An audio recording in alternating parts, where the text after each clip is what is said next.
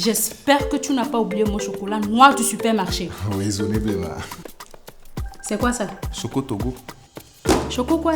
Choco Togo, c'est du chocolat 100% naturel produit au Togo. Depuis quand est-ce que le Togo produit du chocolat? Tiens, goûte.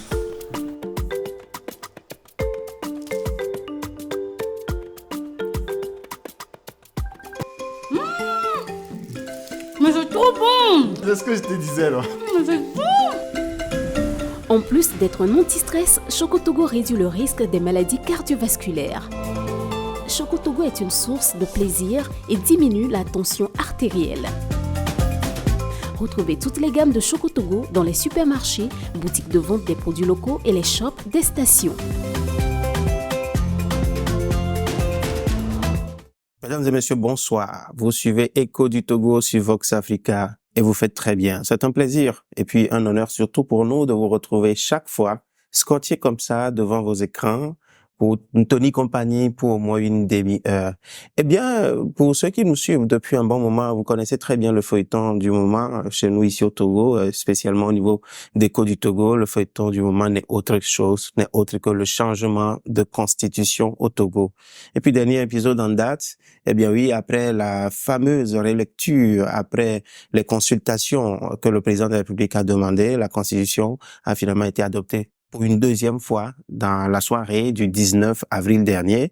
Et dans ce sens-là, il y a une organisation de la société civile qui n'a pas manqué tout de suite de donner son avis sur la question et très rapidement, après un premier communiqué déjà que cette organisation en question avait sorti le 31 mars, dès le lendemain de cette nouvelle adoption, si on peut le dire ainsi, en attendant la promulgation, le collectif des associations contre l'impunité au Togo lance un appel aux institutions de la République de pouvoir saisir la Cour constitutionnelle afin d'avoir son avis sur cette affaire-là. Et ce soir, nous avons avec nous ici au plateau le directeur exécutif du CACIT, collectif des associations contre l'impunité au Togo, Ghislain Yakou. Bonsoir.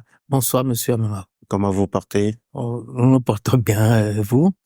Très bien également. Bien, merci. Alors, dans votre premier communiqué, je veux dire le communiqué du 31 mars dernier, vous avez évoqué plusieurs raisons pour lesquelles il est important que les tenants de cette cinquième République puissent faire machine arrière. Et l'une de ces raisons évoquées justement dans votre communiqué, c'est la question du retrait des droits et libertés, de devoirs des citoyens. Je veux savoir, pendant ce temps, le gouvernement parle quand même des avancées démocratiques. Je veux savoir, selon vous, en quoi est-ce qu'une cinquième république, en tout cas passée au régime parlementaire, constituerait quelque part au retrait ou des droits et libertés des citoyens? Merci beaucoup pour l'opportunité d'échanger avec les téléspectateurs sur ce sujet important dans la vie de la nation togolaise. Le CACIT, tout de suite, s'est saisi aussi du sujet autant que d'autres acteurs avisés, parce que, comme je le dis, il y va de la vie même de toute la nation togolaise, quand il faut changer de régime, changer de constitution. La constitution, c'est la loi fondamentale. Donc, s'il faut la retoucher ou la réécrire ou changer carrément de régime, je pense que tous les Togolais doivent être impliqués et savoir de bout en bout comment le processus se déroule. Pour nous, nous disons que de toutes les manières, nous ne sommes pas en fait contre l'adoption d'une nouvelle constitution, mais c'est le processus, c'est la façon dont ce travail a été fait. Et du coup, quand nous avions évoqué dans notre communiqué les questions liées aux libertés, nous évoquions le fait que, en tout cas, de par le test qui a circulé, parce que nous n'avons pas accès au test, je ne sais pas si quelqu'un, effectivement aussi, peut se targuer d'avoir accès au texte qui a vraiment fait l'objet du travail à l'Assemblée nationale, puisque le test n'était pas disponible. Et c'est l'une des raisons aussi pour lesquelles nous disons qu'il faut aller dans une démarche plus inclusive. Même le conseiller du président de la République, Pascal Bourdieu, lors du débat public, a dit que même lui, il n'a pas vu le test. Voilà, donc c'est un peu compliqué à soutenir dans une démarche démocratique où tous les citoyens doivent être impliqués dans de tels processus, notamment d'adoption d'une nouvelle constitution. Donc du coup, nous avons vu un texte circuler dans lequel les droits et libertés des citoyens étaient en annexe. Vous parlez du texte qui a fuité sur les réseaux sociaux. Qui a fuité, était en annexe dans la Constitution. Je précise que c'est pas un texte qui a été présenté officiellement comme étant cela. Oui, justement, c'est pour cela que, de toutes les manières, de ce que nous avons vu, nous avons dit, si tel est que le texte est ainsi, parce que on ne pouvait pas affirmer, si c'est ainsi que ça se présentait, il faut qu'on puisse revoir la copie et s'assurer d'intégrer dans le test de corpus de la Constitution elle-même les questions des libertés. Toute Constitution, Clairement, qu'est-ce que vous avez vu dans ce texte-là qui vous a alarmé, en fait, comme je le disais, les libertés, les droits et libertés étaient en annexe. C'est écrit dans un des articles que les droits et libertés vont être annexés à la présente Constitution. Or, toute Constitution est liée à l'histoire d'un pays. Et donc, l'histoire du Togo a fait que la Constitution de 1992 a intégré dans son corpus les libertés, parce que les questions des libertés, des droits des citoyens étaient au cœur de la problématique démocratique au niveau du Togo. Ça occupait même une quarantaine d'articles dans la Constitution de 92. Du coup, ça montre combien de fois les Togolais tenaient à aux libertés et aux droits à leur liberté, à leurs droits. Alors, en attendant de quitter le communiqué du 31 mars, l'une des raisons évoquées, vous avez parlé également de revirement démocratique d'une telle ampleur.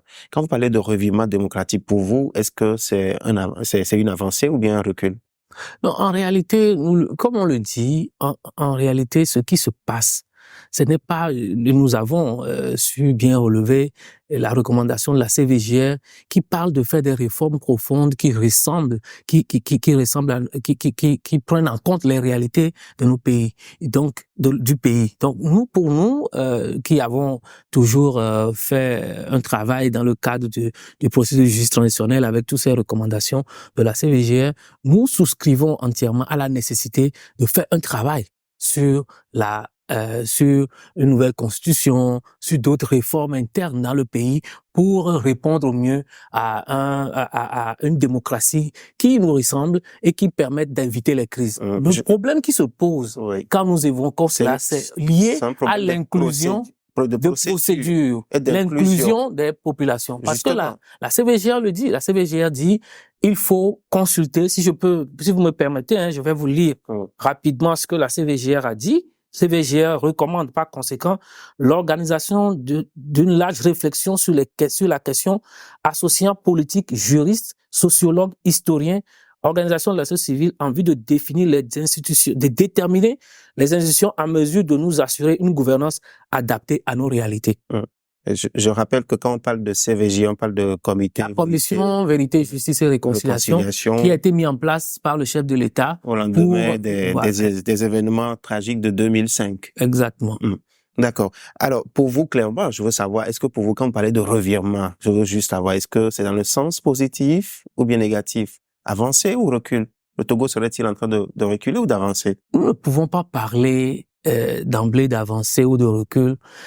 Parce que, en réalité, comme je le dis et je le répète, nous ne sommes pas contre une nouvelle constitution. Donc, la constitution elle-même, ce n'est pas elle-même qui, en son sens, qui pose problème. Même si, comme je me rappelle que le maître Degli était sur le plateau ici, qui a dit, même si cette constitution n'a pas été éprouvée, c'est-à-dire utilisée, éprouvée pour s'assurer que de 92 pour s'assurer que effectivement, elle a des tares, elle n'a pas des tares liées notamment aux points clés que sont la question de l'alternance politique. Quand on a revu l'article 59 en disant que le président de la République est élu au suffrage universel, direct et tout, et que pour changer la Constitution, il faut pour changer cet article, il faut aller par référendum, etc. Donc, tous ces points-là n'ont pas été encore éprouvés. On a dit, on avait sauté la limitation, on l'a remis, et je pense que si ça avait été éprouvé, peut-être que aujourd'hui on pourrait dire, on veut changer la constitution pour telle ou telle raison, parce que les Togolais estiment que ça n'a pas marché. Mais évidemment que là où nous en sommes aujourd'hui, ce qui est important, ce n'est pas tant le fait qu'on ait changé de constitution, comme je le dis, la CVGR l'a dit, d'autres acteurs, on le dit tous les jours, qu'il faut réviser un certain nombre de choses, mais dans quelle forme ça se fait? Et c'est la forme, une fois qu'en droit la forme est viciée, la procédure est viciée, ça fait tomber beaucoup de choses. D'accord. Vous allez parler d'inclusivité et je rappelle que dans votre dernier communiqué, qui nous a d'ailleurs créé cette émission, il a été question, vous continuez toujours de parler d'inclusivité. Alors que dites-vous alors de la consultation que le président de la République a lancée récemment à l'endroit des groupes organisés et puis des chefs cantons? Bon.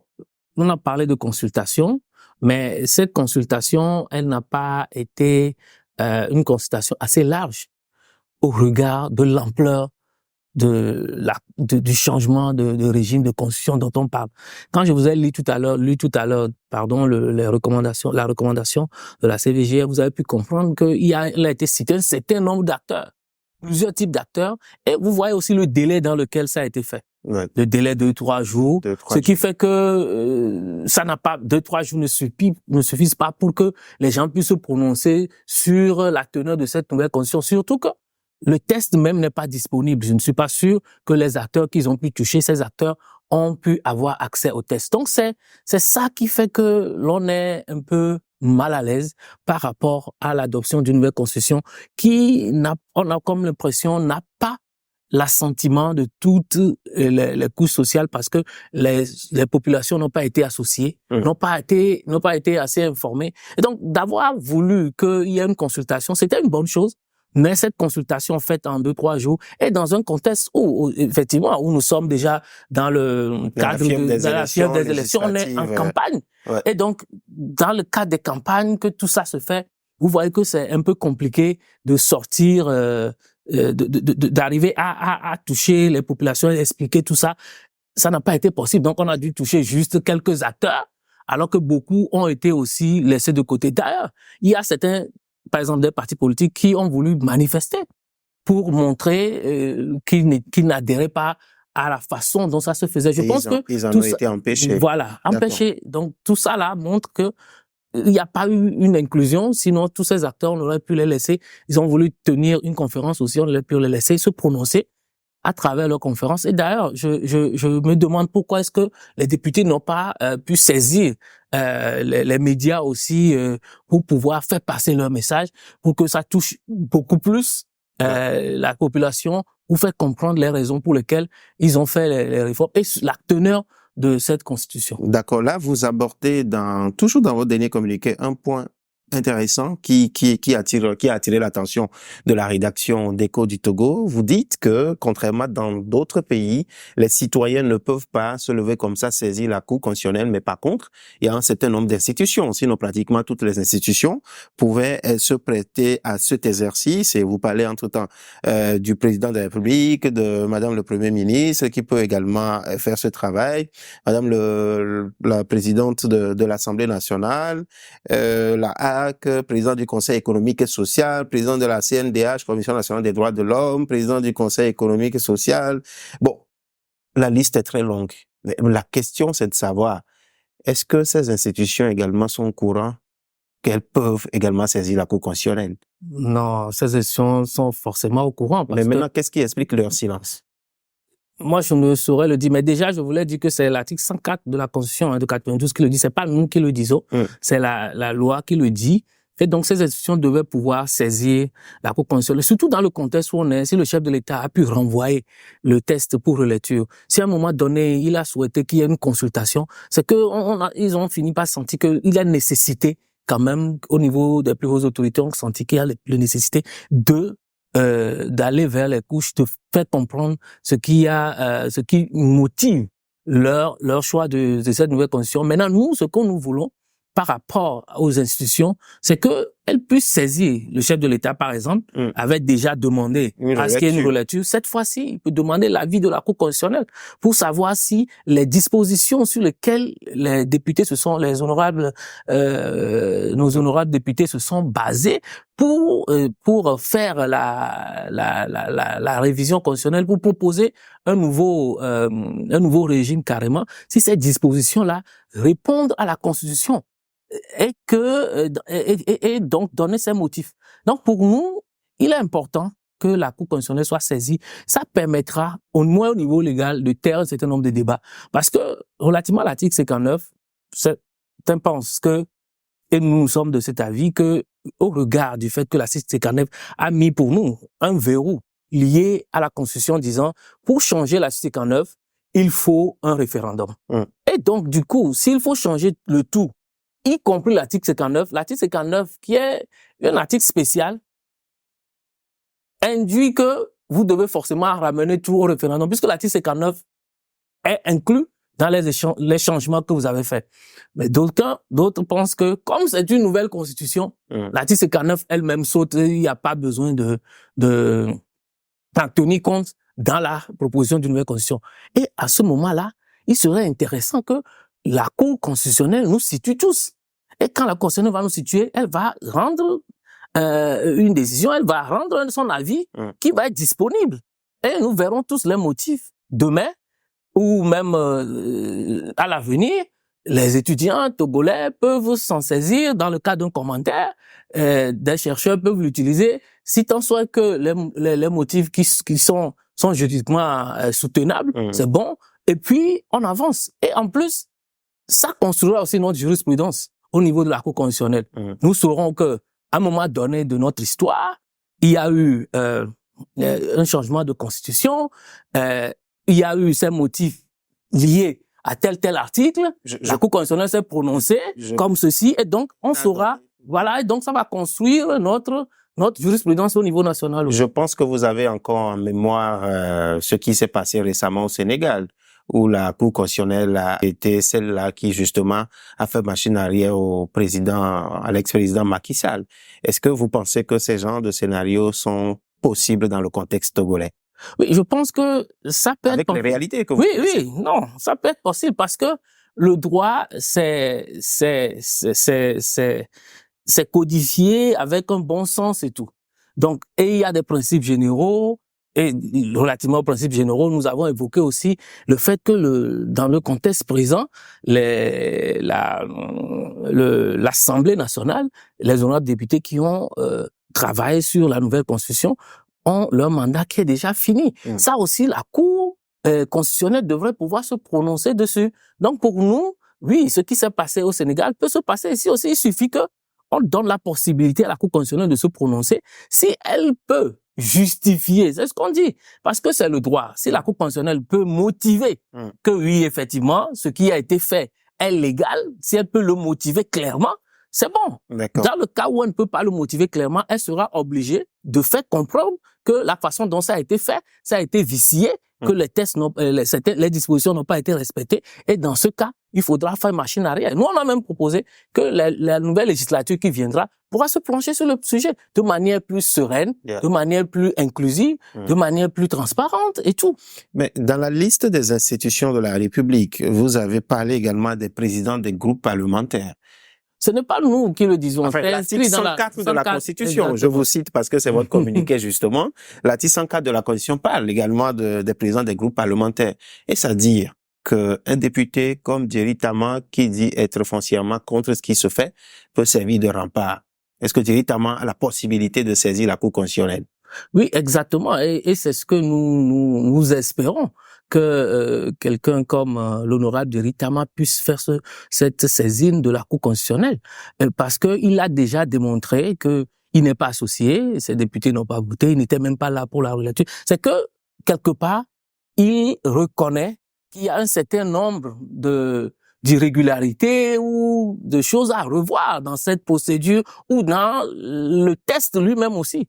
Donc, nous pensons que c'est l'occasion pour lui d'aller plus loin. Au-delà, j'ai vu qu'il a intervenu, il a fait une sortie sur RFI où il a dit clairement que il souhaiterait que le chef d'État ne promulgue même pas et que le chef d'État renvoie le test au référendum, qui est aussi une disposition prévue dans la Constitution. Toutefois, celle de ne pas promulguer, ça, au niveau juridique, c'est un petit piège, mais justement, moi, je pense que, effectivement, où nous pensons au niveau du CACIT, que l'honorable Jerry Tama, et beaucoup d'acteurs le disent, moi, nous qui sommes au sein des populations, nous entendons beaucoup de personnes dire, il est quasiment un des derniers remparts parmi les institutions à pouvoir saisir la Cour constitutionnelle, vu surtout qu'il s'est déjà engagé dans le processus du refus à vouloir participer au processus final d'adoption. Ah, d'accord. Dans le cas de figure où les institutions ne saisiraient pas la Cour constitutionnelle comme prévu, vous avez évoqué